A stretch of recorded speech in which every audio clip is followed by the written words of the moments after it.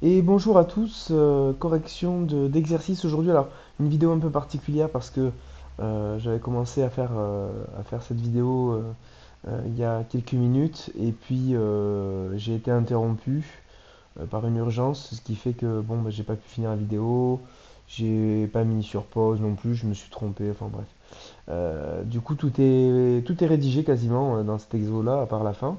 Donc ce que je vais faire, bah, c'est que je vais commenter entre guillemets en différé ce que j'ai fait. Donc là, on est sur un exercice de résolution d'équations différentielles. Enfin, la résolution en elle-même, c'est pas non plus le gros le noyau de l'exercice, mais c'est une partie de l'exercice. Alors, on est sur un exercice contextualisé où on nous explique que donc le nombre de bactéries n de t d'une culture initialement à 600, donc c'est le nombre initial de bactéries, donc ça veut dire à l'instant t égale à 0, il y a 600 bactéries, passe au bout de 2 heures à 1800 bactéries. Donc ça nous donne deux informations qui sont ici, d'accord? Je vais les mettre en évidence en couleur. Donc du coup, on obtient ces deux images-là. Et ça, c'est important parce que du coup, c'est ce qui va nous servir à trouver la fonction exacte que l'on recherche. Parce que vous allez voir que la fonction, on ne nous la donne pas dans cet exo au départ. Et puis, on nous donne une deuxième indication, en dehors de ces deux images. On nous explique que le taux de croissance, ou en tout cas on le suppose, est proportionnel au nombre de bactéries présentes. Alors, le taux de croissance, ça n'est pas dit dans l'énoncé, mais c'est n', c'est la dérivée de n, de cette fonction n, c'est-à-dire la dérivée du nombre de bactéries. Donc nous dire que ce taux de croissance est proportionnel au nombre de bactéries, c'est nous dire que n' est proportionnel à n. Ce qui nous amène à répondre tout de suite à la première question, à la question 1 petit a, à savoir le fait que on nous demande donc de donner une équation différentielle qui traduit le problème, et ensuite d'en déterminer la solution. Mais du coup, le fait de nous dire que le taux de croissance est proportionnel à n, au nombre de bactéries, nous dire que n' est proportionnel à n, bah ça nous dit qu'il y a un certain cas, un réel cas que j'ai mis ici, de façon à ce que n' de t est égal à k fois n de t. N et n' sont proportionnels. L'un, c'est k fois l'autre. Bon, eh ben, du coup, on reconnaît tout de suite une équation différentielle de la forme y' égale y, d'accord? Donc un des cas qu'on a vu dans le cours et dont on est capable de donner les solutions. Alors les solutions, ce sont des fonctions que j'ai notées simplement f de la variable t, donc f de t, et elles sont de la forme c. Rappelez-vous, c c'est une constante que l'on peut faire varier pour avoir à chaque fois des solutions différentes. Exponentielle, alors habituellement c'est le a qu'on met ici, le a de y' égale à y. Et ici en fait c'est le k, on a k à la place. Donc c'est exponentielle kt. Alors le problème ici c'est que d'habitude la valeur de cette constante là on l'a, mais là on l'a pas. Et donc dans le pire des cas, et c'est ce qu'on avait vu dans l'exercice précédent, c'est le c que l'on cherche. Mais là il va falloir trouver le c et le k. Eh bien, ce sont les deux images qu'on nous donne au départ qui vont nous permettre de faire ça. La première va nous permettre de trouver le C. Regardez comment je l'exploite. Je dis que n est une de ces solutions. Donc n de t s'exprime sous cette forme-là. N de t est bien égal aussi à un certain C exponentiel du k qu'on cherche, t. Et comme n de 0, on nous dit que c'est 600, c'est le nombre de bactéries initiales, eh bien n de 0 égale à 600, ben, ça nous dit aussi que c exponentielle de k fois t égale à 0, donc k fois 0, est égal à 600. Sauf que k fois 0, même si je ne connais pas le k, de toute façon k fois 0, ça fait 0, et exponentielle 0, ça fait 1. Donc au final, on obtient c fois 1, donc c, égale à 600. Et on obtient donc la valeur de la constante c, et on a fait la moitié du chemin pour obtenir l'expression algébrique de n de t. N de t est donc égal à 600 exponentielle kt avec le k qui reste à déterminer. Et déterminer le k, bah, ça va se faire relativement simplement, un tout petit peu plus difficile, enfin un peu moins facilement on va dire que pour le c, mais tout aussi de la même manière, voilà, c'est ce que je veux dire, pardon. En tout cas, on exploite du coup la deuxième image, à savoir le fait que n de 2 est égal à 1800, n de 2 est égal à 1800, mais c'est aussi n de t en remplaçant le t par 2. n de t, il est là. On remplace le t par 2, ça fait 600 exponentielle de k fois 2. 600 exponentielle k fois 2. Je divise par 600 pour commencer à isoler le k, c'est le k que je cherche. Et là, je me retrouve avec le k coincé en haut de l'exponentielle, dans l'exposant. Sachant que ça me donne exponentielle de k égale 3, et bien là, je vais me souvenir d'une propriété du ln qui me dit que quand a égale à b, ben c'est équivalent au fait que ln de a est égal à ln de b. Cette propriété me permet, lorsque j'en ai besoin, de mettre ln, de passer ln des deux côtés. Du coup, c'est ce que j'ai fait ici. J'ai mis ln et ln. Ça me donne ln de 3 à droite et ln d'exponentielle de k à gauche. Et ln d'exponentielle de k, ça se neutralise, le ln exponentielle. Et du coup, il ne reste plus que le 2k. Donc ça me donne 2k égale ln de 3 ou encore k égale ln de 3 divisé par 2. Et ça me donne du coup finalement la valeur du k et donc je connais tout parfaitement de la fonction n. Je sais finalement que n de t est égal à 600 exponentielle ln de 3 sur 2 t. Donc ça c'est l'expression de la fonction que je cherche dans cette question.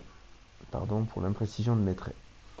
Voilà, donc ensuite, on me demande, je vais aller chercher l'énoncé, de déterminer le temps t, non pardon, c'est pas cela, déterminer le nombre de bactéries après 4 heures. Donc t étant le nombre d'heures qui s'écoulent, c'est pas précis dans l'énoncé, mais on le comprend avec la formulation. Eh bien, on va aller remplacer dans l'expression de n le t par 4, on va donc calculer n de 4.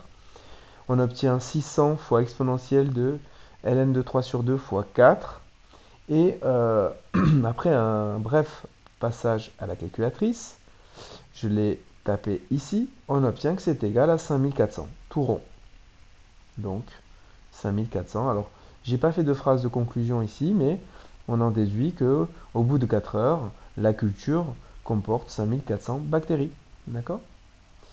Et la dernière question du petit 1, c'est déterminer le nombre d'heures qui doit s'écouler nécessaire pour que le nombre de bactéries dépasse 12 000. Donc dépasser, ça veut dire devenir supérieur.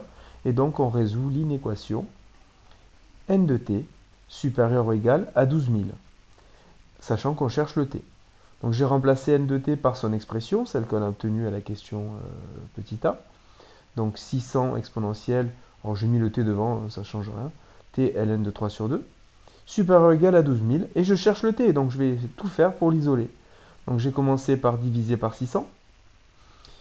Ça m'a donné ici à droite 20, parce que 12 000 divisé par 600, ça fait 20. Ensuite, bah là, je me suis retrouvé bloqué à cause de l'exponentielle. Donc à nouveau, je suis passé par ln des deux côtés.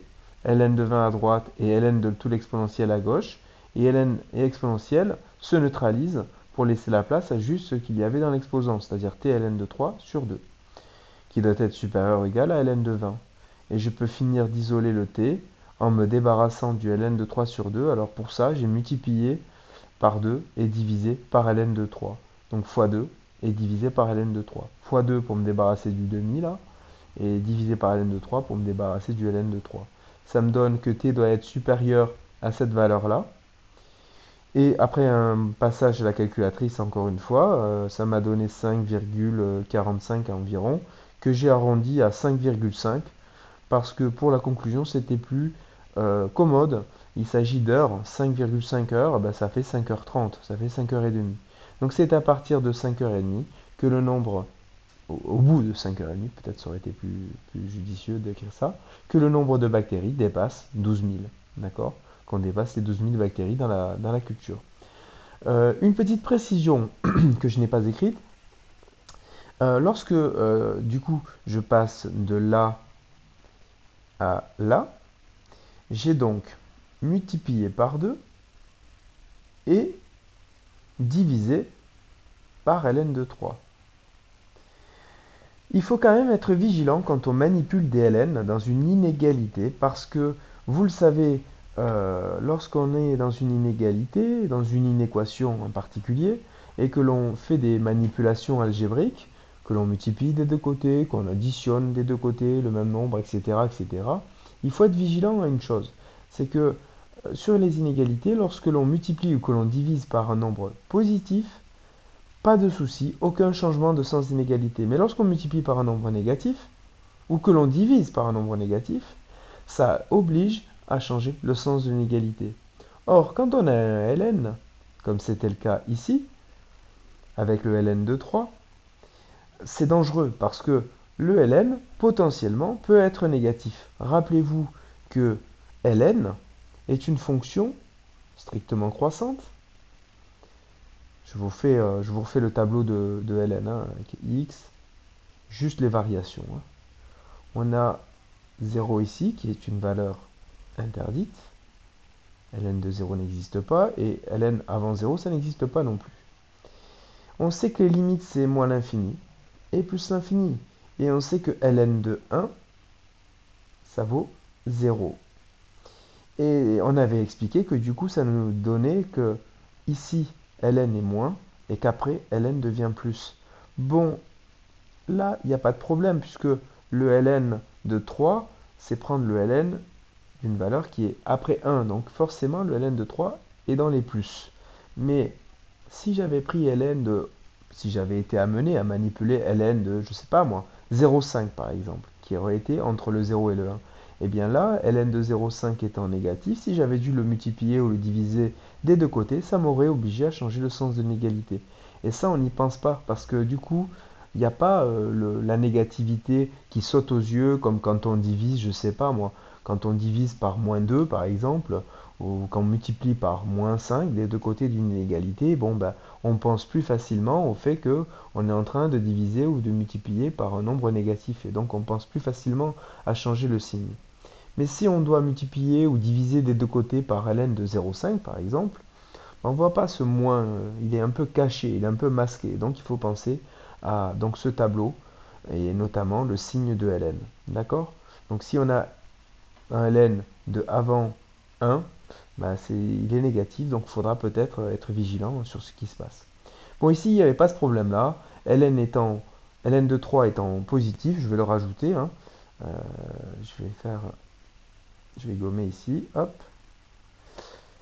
et je vais rajouter que ln de 3 est strictement positif. Donc, pas de souci, euh, pas de changement de sens d'inégalité. Voilà, et donc du coup, c'était tout pour cette question. Alors, il en restait une. C'était une question de programmation. Donc, je vais revenir ici. Alors, on me dit compléter l'algorithme ci-contre afin qu'il donne le résultat attendu à la question EC, à la demi-heure près. Donc, il s'agit de déterminer, je rappelle, c'est ce qu'on vient de finir de faire, le temps t, donc en heures, nécessaire pour que le nombre de bactéries dépasse 12 000. Alors, j'ai commencé déjà à taper le programme. Je vais zoomer ici. Je l'ai tapé dans Python, je vais le faire apparaître après. Mais du coup, bon, la première instruction, c'est pour appeler toutes les fonctionnalités de maths. Alors, les fonctionnalités de maths qui ne sont pas implémentées de base. C'est-à-dire, en gros, ici, notamment, ln. D'accord? Et du coup, t égale à 0, n égale à 600, bon, ben, on comprend en fait que c'est de l'initialisation. De toute façon, ici, on travaillait à partir de l'instant t égale 0, 0 heure, et on sait qu'à cet instant-là, le n est égal à 600, le nombre de bactéries de départ. Et en fait, ben, qu'est-ce qui va se passer?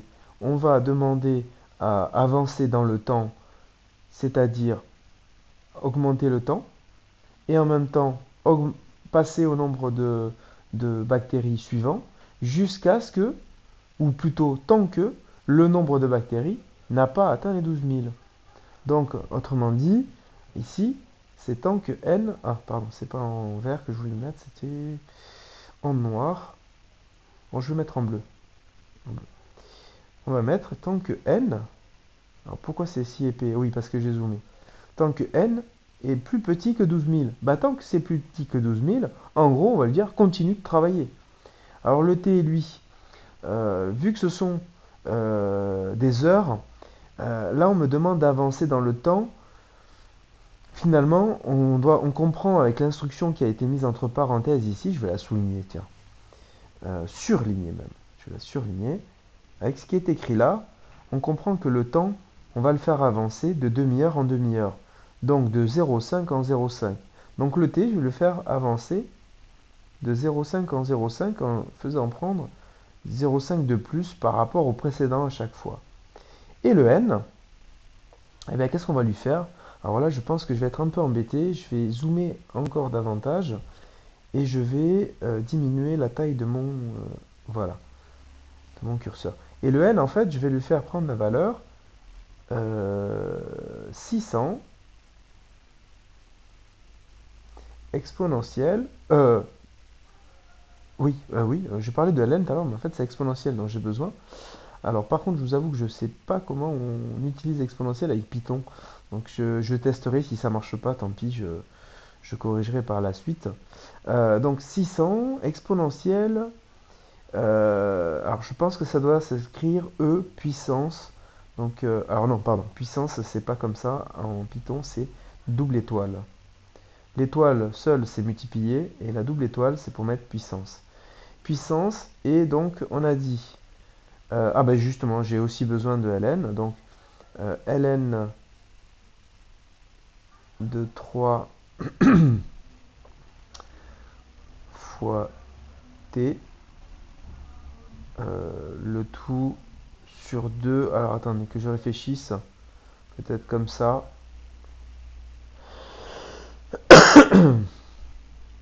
comme ça je pense qu'il va falloir le mettre, voilà. On va tenter ça. Et du coup ici j'ai oublié un fois aussi, une étoile pour la multiplication, pour qu'ils comprennent bien. Alors je vous avoue que c'est la première fois que je tape un programme avec exponentielle et ln, donc je ne sais pas trop ce que ça va donner, on va tester. Et puis à la fin, on doit afficher, ben, rappelez-vous que ce qu'on cherche c'est le temps, donc c'est t, c'est le t final.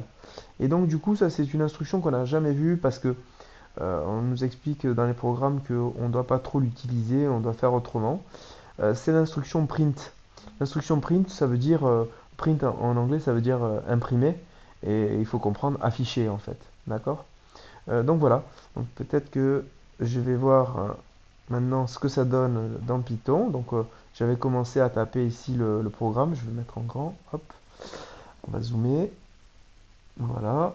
Donc ici je vais mettre n inférieur, voilà. T, on a dit, devient t plus 0,5, voilà. Et n devient 600. Alors je ne sais pas si c'est exp ou e puissance. On va essayer avec e puissance. Par contre j'ai oublié le fois. Fois e puissance. Parenthèse. ln. J'espère qu'il va comprendre. De 3. Fois t. Sur 2. Et normalement toutes les parenthèses sont OK. Et je print. J'affiche le t à la fin. Donc on va voir si ça marche. Alors si ça marche, on aura le résultat qui s'affichera là. Hop. Non, ça marche pas. Alors qu'est-ce qui va pas? ln. Alors du coup, je sais pas comment on écrit le ln dans Python. Je vais faire une petite pause et je reviens tout de suite pour vous donner la solution. Oui, après une petite recherche, j'ai trouvé enfin. Donc en fait, il s'agit de mettre log. Euh, Log, alors, enfin, habituellement quand on utilise log, c'est quand on parle du logarithme décimal, mais là pour le coup, pour Python, c'est log, le logarithme qu'ils appellent naturel, donc le logarithme népérien. Bon, et du coup, bah, je l'ai déjà exécuté, vous voyez, je vais le refaire. Voilà, ça donne 5,5. On retrouve le résultat que l'on a obtenu par la résolution de l'inéquation tout à l'heure. D'accord? Donc, je répète. D'abord, log remplace ln en Python. Et puis, donc, on a initialisé le t égale à 0 et le n égale à 600 ici au départ. Ensuite, on est parti sur une boucle. Tant que le nombre de bactériennes est inférieur à 12 000, eh bien, on avance dans le temps demi-heure par demi-heure, puisqu'on nous dit d'aller à la demi-heure près. Donc, t prend la valeur t plus 0,5. Et le n ben, prend la nouvelle valeur correspondant au nouveau nombre de bactéries et il est géré par la fonction, je vous rappelle, 600 exponentielle ln de 3 sur 2 fois t. D'accord? Et du coup, on affiche le t à la fin de la boucle pour finalement réobtenir à nouveau les 5h30 qu'on avait obtenues dans notre résolution d'inéquation un petit peu plus bas. Voilà, je vais vous remontrer. Hop, ici. Voilà, bah écoutez, c'est la fin de cette vidéo. Désolé pour la petite hésitation autour de Python. J'espère que j'aurai été clair. Cet exercice normalement n'est pas très très compliqué. Mais voilà, il m'a permis de faire quelques précisions utiles, notamment sur le logarithme népérien là, dans les inéquations. Si vous avez des questions, n'hésitez pas en commentaire ou en mail, etc. à me contacter. En attendant, je vous souhaite une bonne fin de journée. Je vous dis à la prochaine vidéo et au revoir à tous.